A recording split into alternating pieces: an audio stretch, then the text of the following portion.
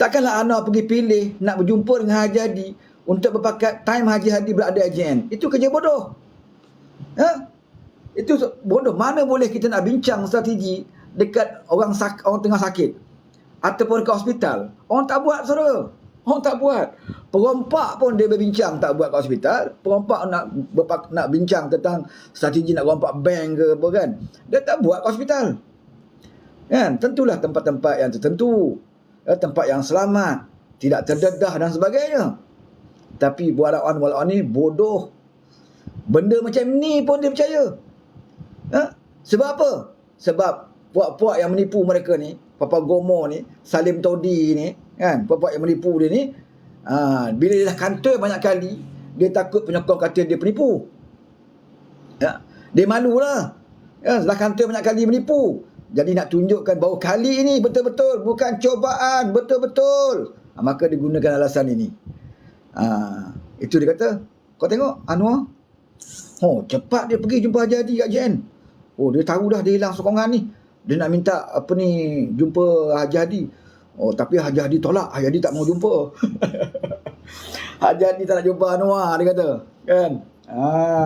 Maka Anwar pun gagal lah nak pujuk PAS. Kan? Maka PAS tetap akan jadi kerajaan lah 18 bulan ni. Itu kepercayaan. Inilah perkara yang diimani oleh walaun. Kan? Sebab itulah saya katakan, betul lah kata Haji Hadi.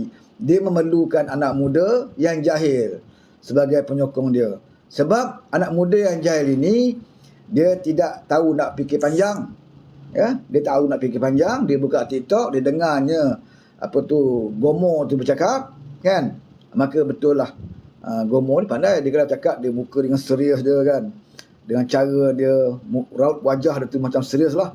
Saya dengan Tun ni ada sekali mesyuarat dengan Tun. Tun pernah cakap dengan saya. Wah, cara dia bercakap, kan? Tapi dah berapa kali dah jumpa Tun. Berapa kali dah gagal, berapa kali tak jadi. Bermakna Tun telah menipu dia banyak kali. Itu pun dia percaya kat Tun lagi. Dan korang pula percaya kat dia.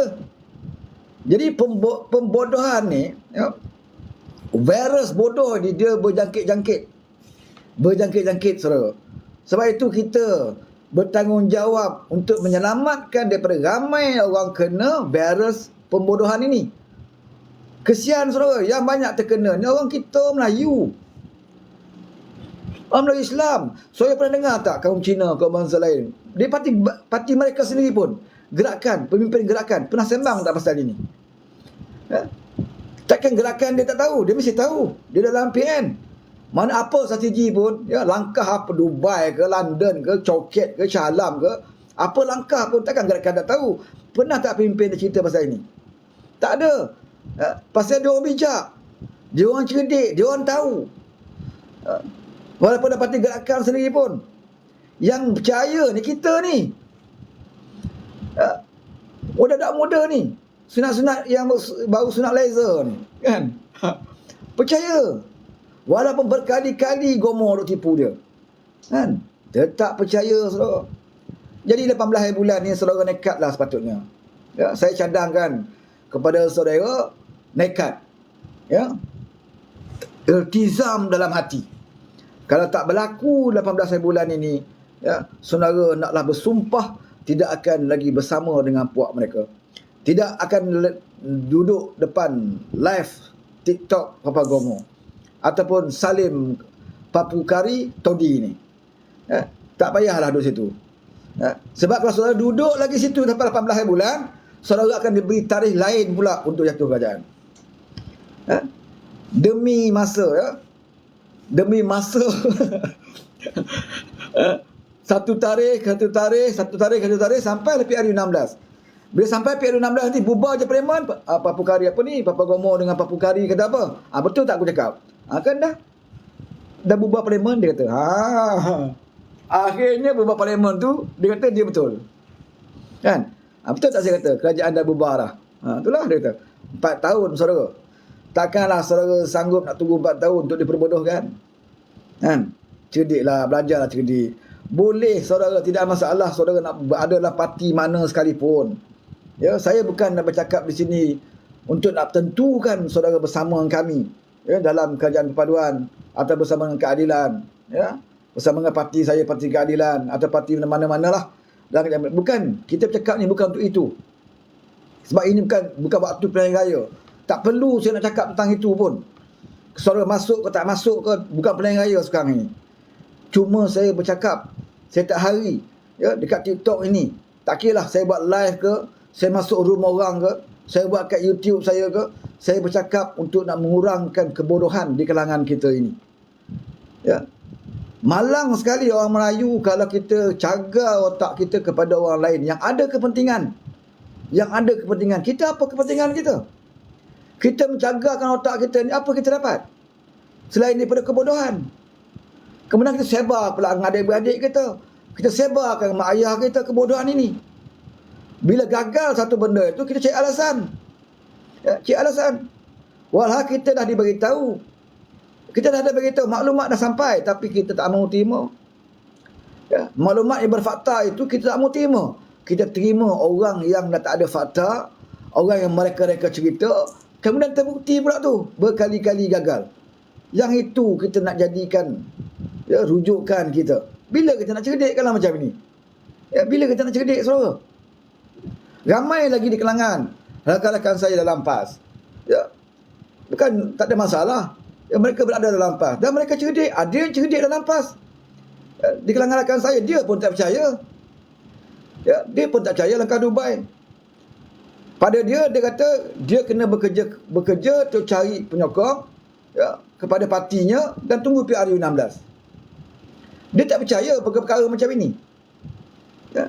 Yang percaya ini, yang cuba main propaganda ini adalah mereka-mereka yang ada kepentingan.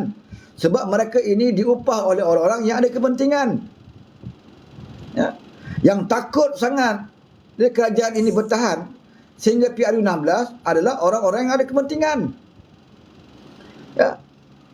Kalau mereka tidak ada apa-apa yang ditakutkan, mereka tunggu saja. Kita pernah jadi pembangkang.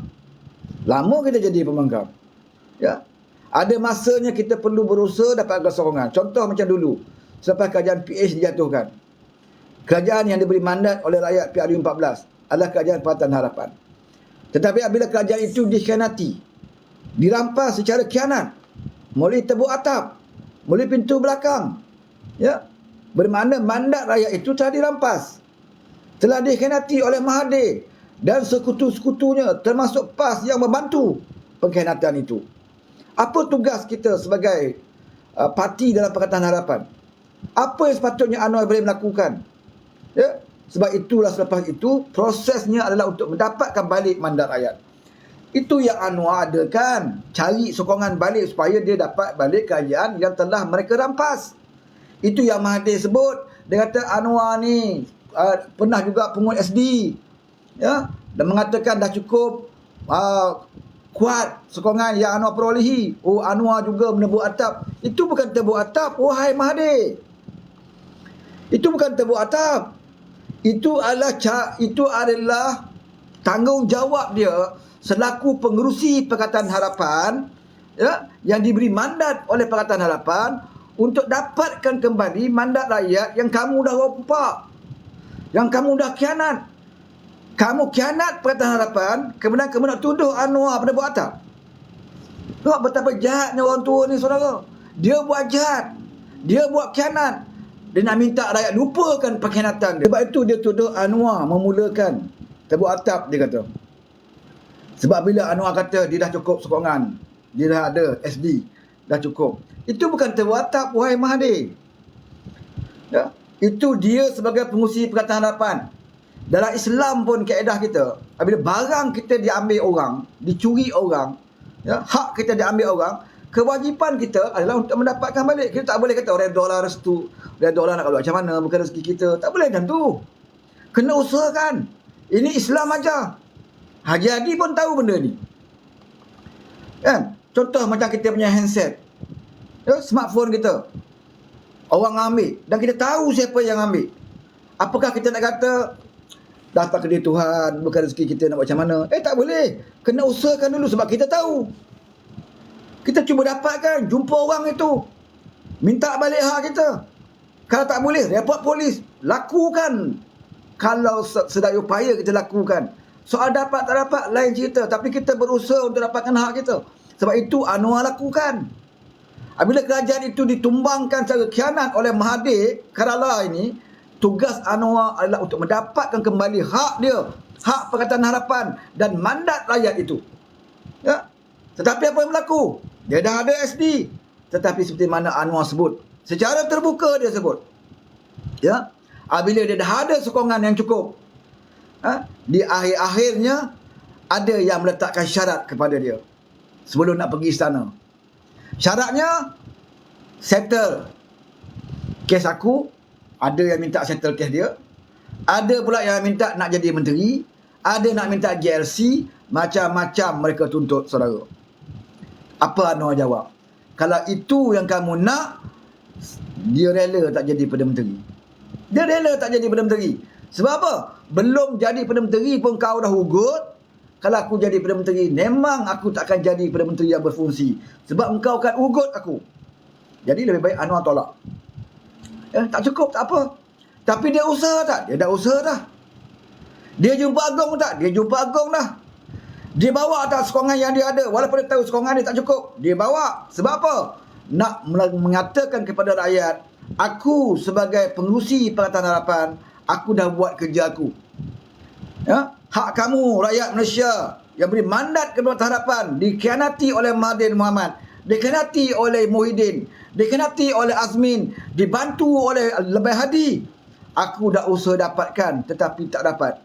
Sebab ramai di kalangan mereka adalah orang yang nak kepada sesuatu benda, baru nak sokong aku. Kalau begitu, Anwar kata dia rela tunggu. Tak ada masalah. Ada dia hasut rakyat berdemonstrasi. Ya, musuh jalan raya. Tak ada. Ya. Yang penting usaha dah buat. Kan? Macam mana Mahathir kata dia terbuat atap? Hak siapa yang Anwar rampas? Kita nak tanya. Yang kamu terbuat atap tu betul. Kamu merampas hak orang. Kerajaan yang dipilih oleh rakyat PRU14 adalah Pakatan Harapan. Kamu rampas. Kamu jadikan Perikatan Nasional satu-satunya parti bacul yang tak pernah menang pilihan raya tapi jadi kerajaan. Inilah Perikatan Nasional. Saudara, tak ada maruah parti ni. Semenjak merdeka tak ada parti yang jadi kerajaan tanpa mulai pilihan raya. Tak ada. Semenjak merdeka. Zaman Tunku Abdul Rahman. Ya, parti waktu itu parti Perikatan. Kapal layar tu. Kan? Lepas tu baru Barisan Nasional. Lama Barisan Nasional jadi kerajaan. Ha? Semuanya jadi kerajaan melalui pilihan raya. Maknanya ada maruah mereka. Mereka jadi kerajaan melalui pilihan raya. Tapi dalam sejarah politik negara kita, sejarah politik tanah air kita, satu-satunya parti yang jadi kerajaan tidak melalui pilihan raya adalah Parti Perikatan Nasional. Ini parti yang tidak ada maruah. Memang tak ada maruah pun. Sebab pemimpin dia Perdana Menteri pun jadi Perdana Menteri ikut tebuk atap. Sebab itu tak ada keberkatan. 17 bulan, 18 bulan dia terlentang. Tanpa kita usik pun. Terima kasih Ajay. Terima kasih kawan-kawan yang bagi gift. Tanpa kita usik pun. PS tak usik pun. Tak sentuh pun Muhyiddin waktu itu. Tiba-tiba dia tumbang, tergolek, terpukang. Ha? Sebab apa saudara? Pembalasan Tuhan. Tak perlu PH nak pergi buat cari SD lah, ya, gerakkan orang ramai berdemonstrasi, tak perlu. Dan cirit terpukang dan cirit selepas itu. Siapa yang buat? Kawan dia sendiri yang buat. Kenapa kawan dia buat? Allah dah atur. Allah dah atur. Sebab Allah dah bagi tahu lah. Kalau kita khianat orang, satu hari orang akan khianat kita. Kalau kita aib orang, satu hari orang akan aib kita. Ini janji Tuhan. Sebab itu Muhyiddin dapat hukum karma. Tergolek dok dia. Nak marah siapa? Sebelum tu kita dah bagi tahu dah. Dia cirit, kamu tak cukup. Dah tak ada dah. Kamu tak ada majoriti. Dia masih kata dia ada majoriti. Kita suruh dia buka parlimen. Buat undi percaya. Ataupun undi tidak percaya. Dia tak nak buat. Dia tutup parlimen terus. Tutup parlimen. Alasan dia COVID. Kan? Buat darurat. Dia tahu dia tak ada sokongan dah waktu itu. Kan? Dia tak berani.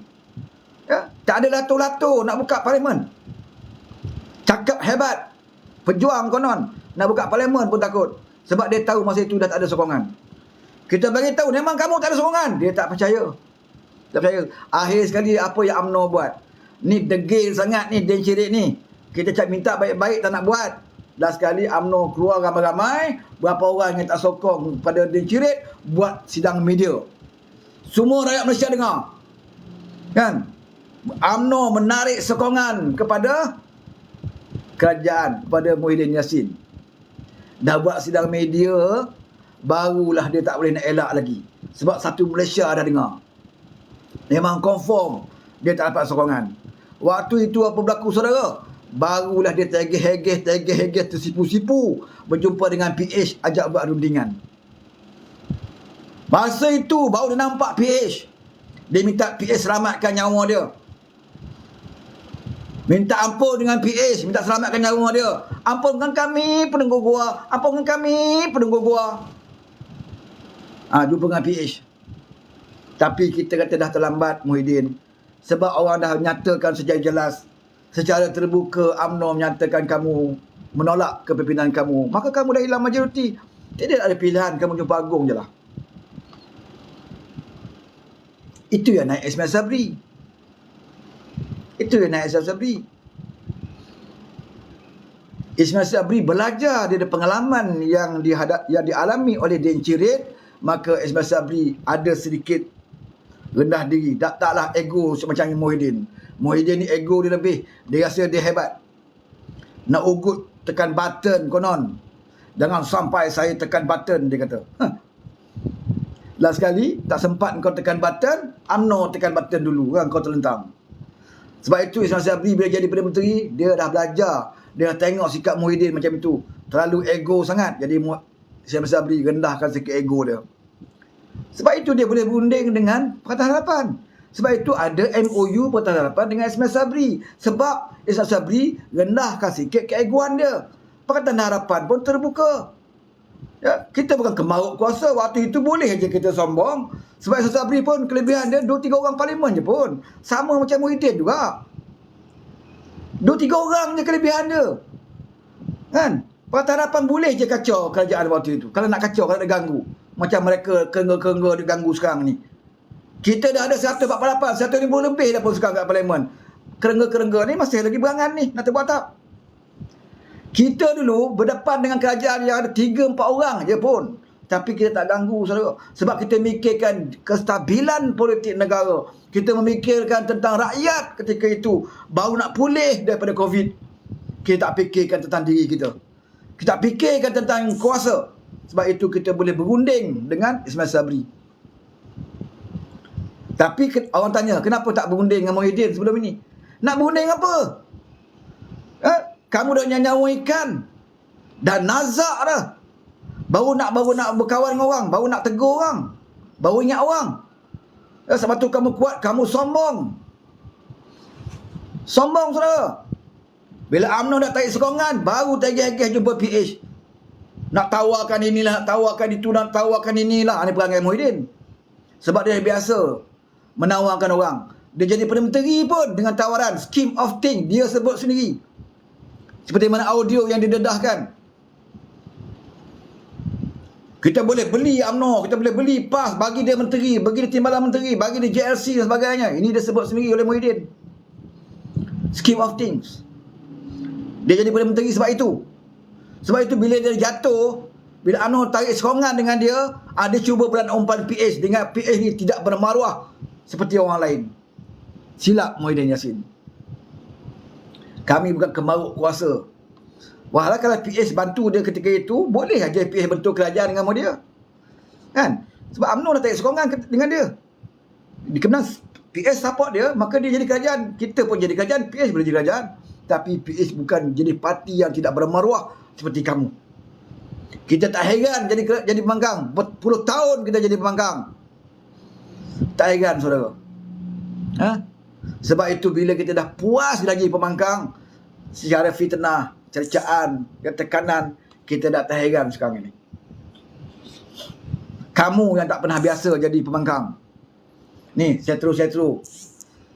Ha? Kamu tak biasa lama jadi pembangkang. Sebab itu bila kamu hilang kuasa, kamu meroyan macam nak gila. Sebab kamu tak pernah susah. Hidup kamu dulu senang lenang. Papa Gomo ni senang je kerja dia. Buat fitnah dapat upah. Buat video-video fitnah dapat upah. Kena sama kat Anwar Ibrahim jatuh bankrupt. Tak serik. Tak serik saudara. Pasal itulah makanan rutin dia harian. Kalau tak berfitnah satu hari, dia akan gatal-gatal badan. Ni orang dah biasa buat fitnah ni. Satu hari tak buat fitnah, dia akan rasa demam-demam, gatal-gatal badan. Sebab tu dia buat. Ha? Sebab tu di era Ismail Sabri nampak sedikit kestabilan politik. Sebab apa nampak kestabilan? Sebab Pakatan Harapan adalah pembangkang yang bertanggungjawab ketika itu.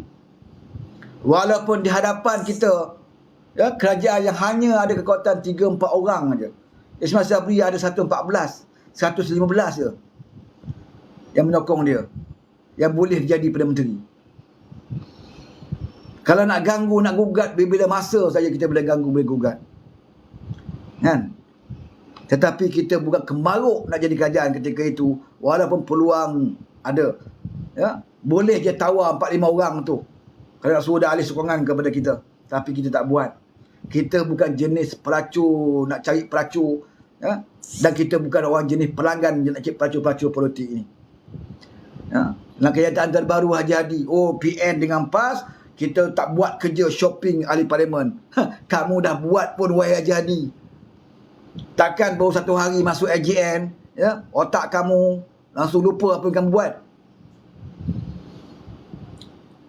Kami tak beli, kami tak shopping. Tak shopping apa? Kalau kamu tak shopping ahli parlimen, kamu tak jadi kerajaan lah. Kita buat tahap 3 bulan. Tak mengaku. Apakah dia ingat orang lain macam dia nyanyok awal? Kita masih ingat. Kita masih ingat saudara. Kau nak tunjuk dia bersih, kita tak beli orang. Kita tak khianat orang. Tak khianat. Kamu jadi 3 bulan jadi kerajaan, sebab itu tak ada apa yang mampu kamu lakukan. Walaupun kamu dikatakan ulama, kamu dikatakan tokoh agama, tapi apa syiar Islam pun, perkembangan agama pun kamu tak mampu lakukan. Sebab apa? Sebab tidak ada taufik dan hidayah daripada Allah SWT kepada kerajaan kamu. Sebab tu kamu makan gaji buta. Sebab tu apa pun kemungkaran depan mata kamu, kamu tak mampu nak cegah. Naiklah judi banyak mana pun, tak ada masalah. Ya, kita cegah dalam hati. Dia membacalah dalam kaedah Islam, kalau kita tidak bersetuju satu perkara, pertama cegah dengan tangan. Tak boleh cegah dengan mulut, tak boleh cegah dengan mulut, cegah dengan tangan. Tak boleh cegah dengan tangan, cegah dalam hati. Itulah selemah-lemah iman. Dia baca ayat ni. Jadi waktu dia cirit naikkan judi daripada 8 kepada 22, cegah dalam hati, selemah-lemah iman. Mengaku pun iman kalau bang. Tapi sembang sebelum ni bukan main.